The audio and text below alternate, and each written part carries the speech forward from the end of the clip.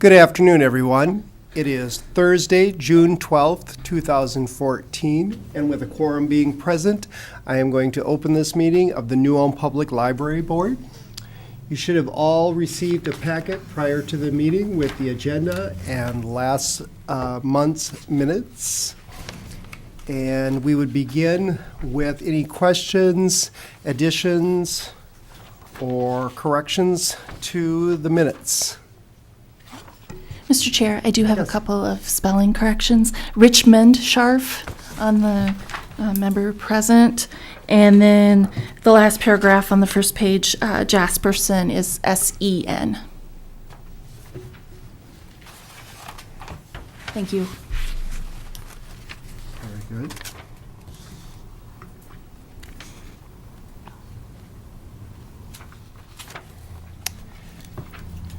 If there are no further changes to the minutes from last month's meeting, is there a motion to approve the minutes? I so move. And a second? I second. Very good. The motion carries. We will continue on with the April 2014 financial report in summary. Ms. Wiley? That's on page 4. You'll see we're 42.5% through the year, and our budget is expended approximately 38.9%. Our revenues are to be expected. Looking at the meeting room rentals, that is high because we received our new cap fees, and it's not a very high amount in our budgeted revenue. Expenditures are right on target. We did receive our TDS first half invoice, and that has been paid. So you'll see we're half expended on that. We did receive, since this report was run, our overdrive invoice for this year, which comes at a cost of $3,000 for the Brown County libraries. We do break that out by population, and so our cost is just over $2,000. We will be reimbursed by those other Brown County libraries. They have been invoiced, and so I expect to get payment from them within the next 6 weeks. Are there any questions?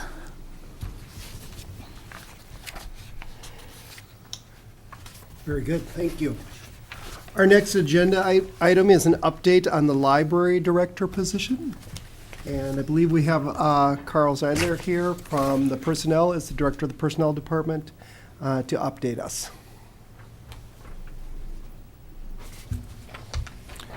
Good afternoon.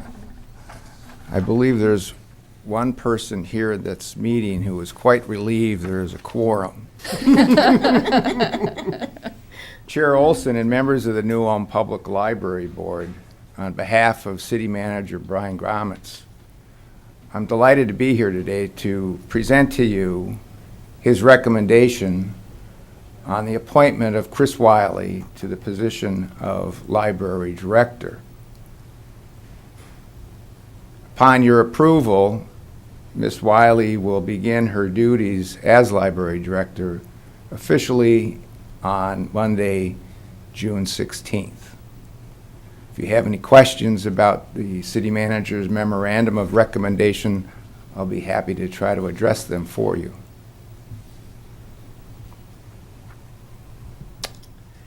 If not, thank you. Very good. Thank you, Mr. Director. At this time, then, I would need a motion to approve the appointment of Chris Wiley as director of the library. I will gladly make a motion to approve, Ms. Wiley. And I'll gladly second it. Very good. And then we should vote. All in favor? Aye. All those opposed, same sign. Motion carries. Thank you. Congratulations. Thank you. I've been here almost 5 years as assistant library director and learned from Larry. He was a fantastic mentor, and I hope to carry on the tradition of great public service. So thank you. Very good. Congratulations. And now we will continue on with our duties with the Librarians Report. And that's on page 17. I want to thank the Friends of the New Ulm Library who generously donated funds for several projects at their last meeting, including funds for fiction books and junior books for an upcoming author visit, as well as a 1-year subscription to Ancestry Library database. Now, this is a very popular genealogy database, and it's for in-house use only. That's part of the licensing, but anybody can bring in their laptop or smartphone or tablet, and they can also use our userful computers. They can print, they can email, they can use a flash drive. There are several ways to get that information then to their home computers. I will conduct introduction to Ancestry classes Wednesday, June 25th and Thursday, June 26th at 8:30 a.m. Registration is limited, and I just ask people to call the library at 359-8355 and get on the registration list. One's about half full, and one, the Thursday, is very open for people still. And this is for people who don't really have an idea about Ancestry, just to get them introduced again. If people are really familiar with it, I'm sure they would be far more capable than I to teach the class. So this is really a basic for people, and we can continue on to more advanced classes later. I want people to get familiar with the product.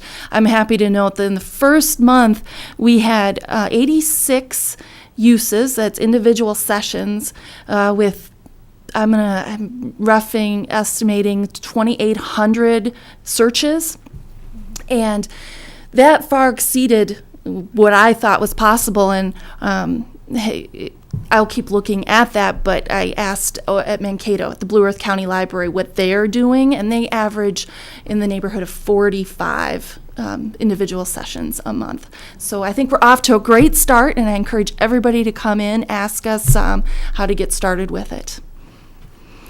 The covers for the new LED ceiling lights were installed.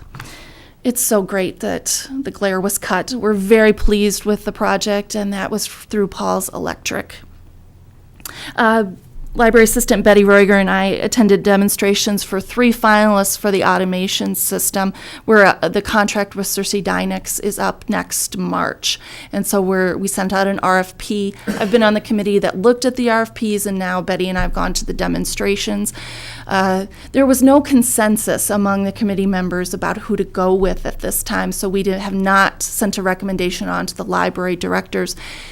In the meantime, one of our finalists was absorbed by one of the other finalists. I haven't heard yet from Dale Zelenka at TDS how that's going to affect our decision. So I will keep you posted. It seems like a long way away, but we need to do a lot of work if we're going to migrate to a new system. So right now it's between Cersei Dynex and then a company called Innovative. III, which is big in the library business. I'm going to skip down to the last item on the list here, and that's that the Muslim Journeys year-long grant project is now complete. I did submit the final report in the last couple of weeks. We hosted 3 film programs, and we hosted 4 book discussions. We had to lump 2 into 1 because of weather. So we were thrilled. The response from the public was fantastic. We averaged 13 people for the films and 32 for the book discussions. And everybody who responded to my evaluation form wants to do something like this again. The NEH provides this kind of grant opportunity every 2 years. So we'd be in another grant cycle in 2015. I haven't heard any word about what kind of topic they're going to provide, but it was a great experience for us to expand our culture and get some fantastic new materials into the library that we otherwise wouldn't have had. Are there any questions? Thank you. Very good. And then we'll move right on to programming. Thank you. We did submit and receive several legacy grants this month. We are partnering with the Brown County Historical Society for the Lunch and a Bite of History series again this year, and that's the week of August 18th in commemoration with the U.S. Dakota War events. We will have programs at noon Monday through Friday that week, and that will be at the Annex. Dr. William Lass will be here talking about his book, Shaping the North Star State, A History of Minnesota's Boundaries. And Dr. Lass has been here before and is very popular. He was a history professor at Minnesota State, Mankato. Novelist P.S. Duffy wrote The Cartographer of No Man's Land, her first novel. She lives in Rochester, and she's going to come over for our book discussion group in October. And then Dr. Yogi Repman, who lives in Northfield part-time, will discuss the German 1848ers, some of which who came to this area and were Turners, and is going to give us a bit of history on that in November. So right now, our book groups continued through the summer, but we're really taking a break from our adult speaker events because historically adult programs just don't have great attendance in the summer months, and we're really focusing our efforts on the summer reading program.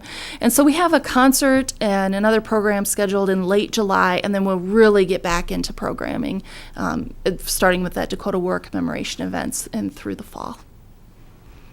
Any questions about programming? Thank you. Very good. And then we have an update on the summer reading program from Ms. Hiltner.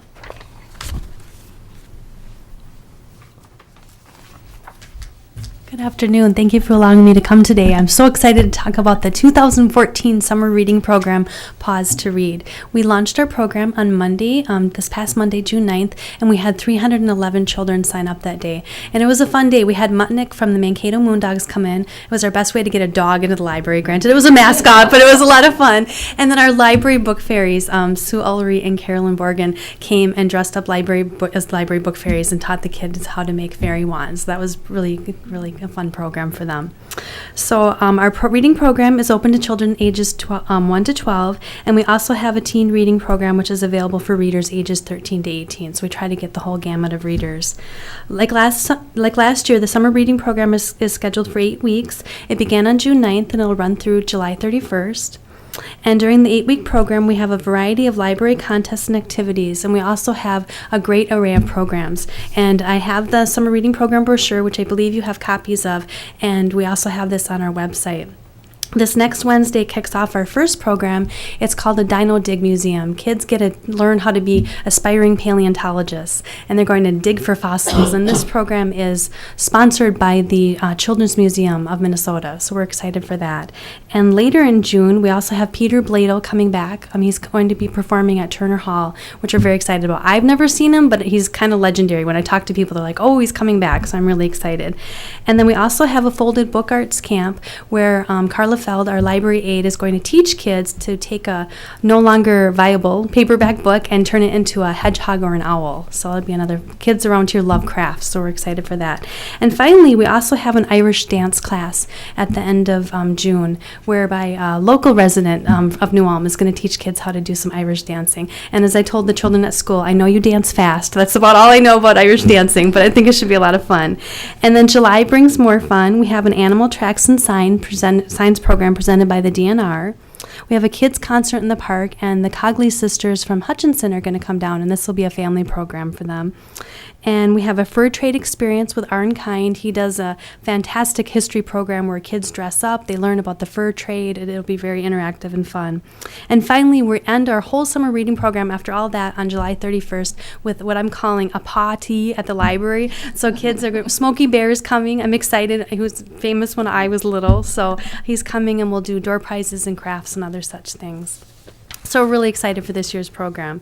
Of course, none of this would be possible without the support of so many people, and I wrote my list out, so hopefully I'm not forgetting anyone. First of all, I want to thank the generous support of the Friends of the New Ulm Public Library. They are the major funding source for this year's program. They are also sponsoring our kids' concert in the park, so we thank them. In addition, we received a generous donation for 3M of New Ulm, and their donation was able to allow us to purchase prize books. After the 25 days of reading, kids get to take home their very own book to take home. They often want to go to the bookshelves, and we're like, no, you get to take one, not a library book, an actual book. So we're excited about that. We're also very appreciative for the many other prize donations from area businesses and organizations, and a complete listing of all of these donors are on our library webpage if you're interested in reading more. And I wanted to say that as you can see, the summer reading program every year, I'm amazed. It's such a community effort. I want to take a moment, to thank New Ulm and the surrounding communities for giving us another successful start to our summer. From the schools that allow us to come in May, through all the organizations and businesses, to the parents that bring the children into the library. It's true community at its best. And I also want to thank, I couldn't be remiss without thanking the staff, the library staff. They put so much hard work and effort into this. We really begin planning for summer reading in February. So they've been dealing with me for several months now. So I think they're excited that it's underway, and it's going great. And if you have a chance, I'd love for you to stop by the library. It's a whole array of wonderful animal. Betty Roiger did these amazing animal creations that are up in the windows, and I think to myself, why haven't we always had this artwork up here? It's just beautiful. And so I invite you to come to the children's room. It's a very welcoming and inviting place, and we're off to a great summer start. So do you have any questions today? Ms. Hiltner, you mentioned the Friends of the Library and some other organizations. Are we fully funded then for our summer reading program? Yes, we are. Yes. Very good. Yes. Excellent. Very, very appreciative. Yeah. Very good. I have a question. Were we expecting an artist to come into the library this summer too, or isn't We that do. in this area? Yep, we do. We actually have a comic arts workshop for teens that's coming in. She's a professor from the University of Wisconsin Stout, and she's coming in to teach teens. It's actually, we made the age category 12 to 18 that can come in, aspiring artists, and come in and learn how to do the comic arts, the graphic novels. So we're very excited for that. She's also a professor and a professional artist. So, and then we will have a reception following that program at the library, so you can come and see their artwork on display. Okay. Yeah. Yeah, thank you for asking. And there's a date in the library someplace There is a posted? date, Okay, yes. thank you. Yeah. Thank you so much. Okay, Ms. thank you very much. That program is July 16th, I believe. And there is registration required. So you can call the library, 359-8355, to get registered for that. Is that morning, afternoon, do you know? It's Chris? 2 in the afternoon, 2 to 4. Okay. And then the reception is at 5 o'clock. Okay, thank you. Very good. Continuing on with our agenda items, you mentioned the lighting project already. Oh, because I forgot I put it on the agenda. Anything more to add about the I lights? hope it's not on the agenda ever again. We're good with Very good. lights. Very good. And our Wandagog statue? We're still in talks about design.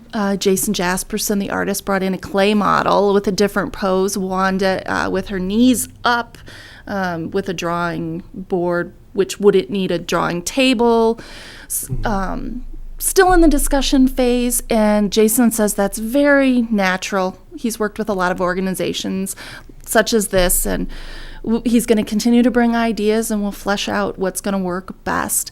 But we had mentioned last month when we talked about this, having a library board member represent you on that committee. We meet about once a month at the library, usually in the late afternoon. You will, at the end of all of this, if all goes well, have to approve the final creation. So I'm bringing that to you to discuss if someone from this board wants to be on this committee. Could you let me know the next meeting? I'd be glad to come. I surely can let you know. It's July. I knew I brought my calendar for a reason. It's, and then I didn't write it down. I will have to let you know. That's fine. Yes, And probably it's 4:30? early July. Yeah, 4:30 in the afternoon. 4:30 in the afternoon.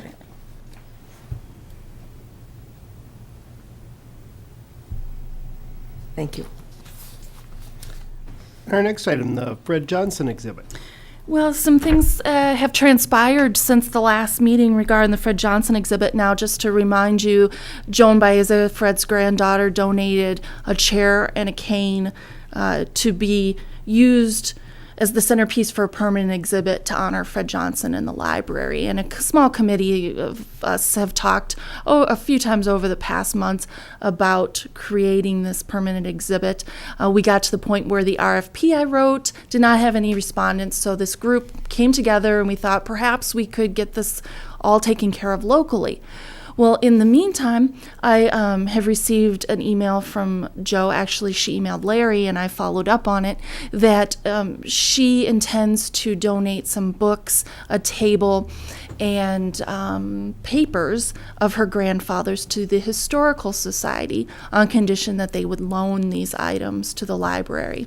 And she had hoped that we would transfer our deed of gift for the chair and the cane to the Historical Society, so they would all be owned by the society, loaned to us. Now, the committee talked about how that could, possibly not be viable, a loan situation.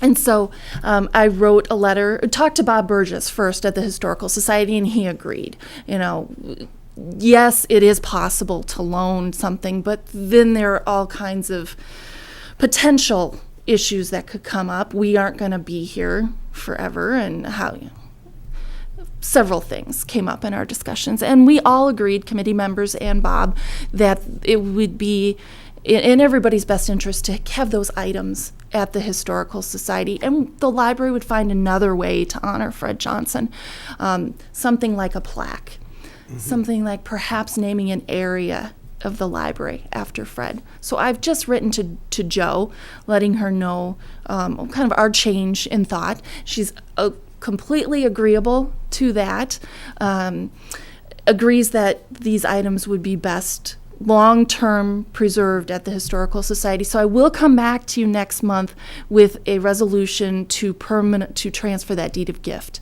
to the Historical Society. So we're going to change tacks. Our committee's going to meet again, and we're going to come back at you with some more ideas. Very good. Our next item is tree trimming. And this was just an opportunity for the library to thank the street department. The tree trimming was done. It's fantastic. Get some of those branches away from the building, which means we won't have to worry about them. So thanks to the street department for being good partners. And our next item, correspondence with Castle Lifelong Learning Institute. And that letter is on page 22 from the director of Castle Lifelong Learning. We've been working with them now for 2 years on programming. CAST has been great partners with the library. They host a number of programs, in fact 2 in the last 6 months over in their area, and we've hosted them. It's been a fantastic way to get programs to a wider audience. And so she's thanking us for having the use of our space, and I in turn thank them for allowing us to work on programming at the community center.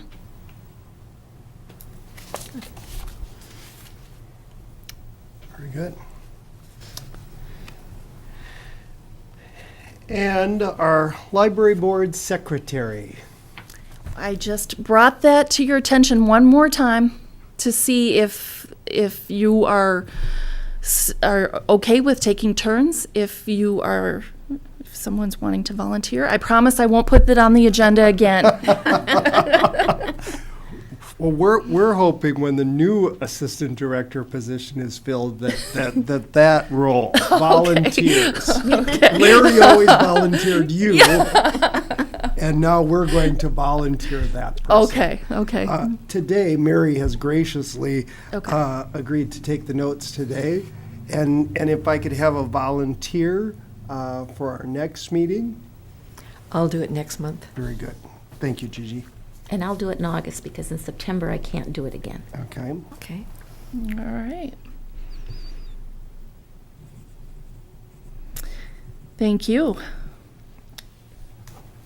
And then our next one is the Brown County Library Representative. And this came about, this is for the Traverse to Sioux Board, because the person who took over was from Hanska, and she's resigned her position. Now Dave Gosdeck is going to fill that position. Okay. So in the time I sent this out Okay. till now, Dave told me he's going to take over. And And we just had the discussion at the county library board meeting on Monday night. Okay. And what happened with Lisa was, that was her day off of the week, and so she could go. Well, the first 2 months were canceled and changed because of weather in Yes. January and February. Yes. And then there were some other changes. And then by May, her job description changed, and she no longer had that day off. And so she felt terribly that she couldn't fill it, but, you know, it's understandable. And I said I thought Professor Gosdick would take it.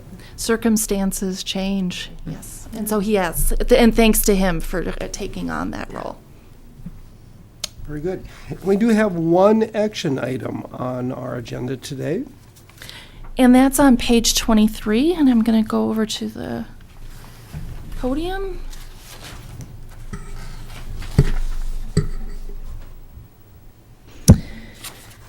It is resolution number 2014-07, approving the use of up to $15,000 from library fund balance to purchase and install furniture and carpeting in the redesigned public seating area.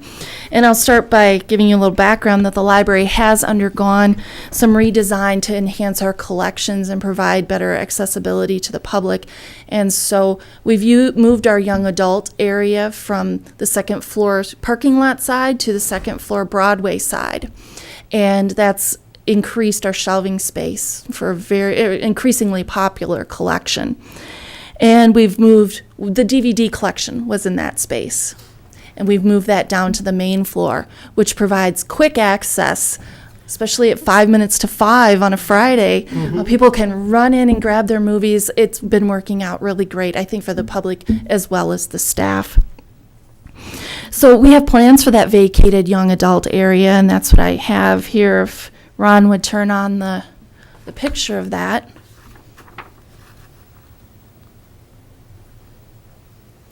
You'll see that's our former young adult area, facing the parking lot side from different angles. Our hope is to create a public seating area that can be used for reading and studying, but then can be converted into a public meeting space. We have several active book groups, and this would be a fantastic spot for us to be in long term, as well as programs like Noon Tunes, which now are we have a cobbled together space in our adult fiction area for those kinds of programs. You can see in that bottom left-hand picture, there is a TV that has been installed in that area, and Comcast had wired that a number of years ago. So what this area, you see it's pretty bare. What I'm asking for is funds to purchase furniture. We haven't purchased public furniture in nearly 10 years. And what we currently use has been used a lot. We're very happy that the public sits and uses our space. In addition, we did surplus 27 damaged chairs a couple of years ago, which has cut down on the seating availability. Now, this new furniture, I think, would create a lovely, welcoming area, and it could be rearranged easily in that space provided to accommodate reading the newspaper, doing homework, and then for public programs. So I worked with a local vendor who gave us a quote that's less than $15,000, and that includes chairs, tables, benches, and a carpeting area. That it would be a rectangular area cut out, so it would flow from the newspaper area to this new space, but set it off as well. If you do approve this resolution, I will get specifications from other vendors and come back with a recommendation for final approval. And I hope to do that in July if you approve. So I wanted to show you this picture about where it is.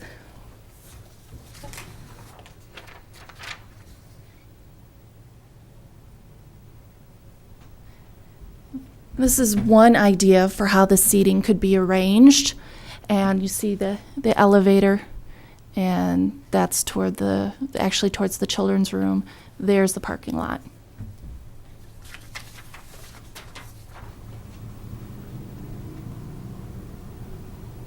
Just another way that the area can be configured. What I really like about this area is it's very flexible for different kinds of programs. And then that's the kind of seating, the kind of chair that we would be looking into, very durable. We need something that's going to take the wear and tear of all of the use that we hope it gets.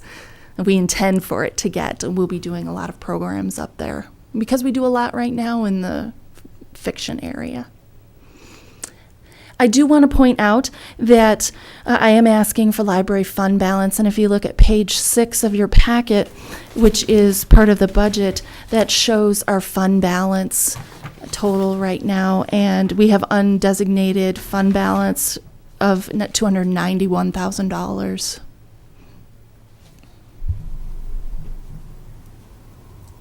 I'd be happy to take questions. With you looking for a way to, something to honor Fred Johnson, could this area then be named for Fred Johnson? I actually asked or mentioned that to Jo in my letter, and she said, well, Larry and I talked about possibly the children's room being named after him because of the location, I think specifically, because that's in the old part that he had a hand in creating. So yes, that was my idea, was the Fred W. Johnson Gathering Space or something like that. I understand her possibly really wanting the children's area for historical reasons too. But yes, that's exactly my thought.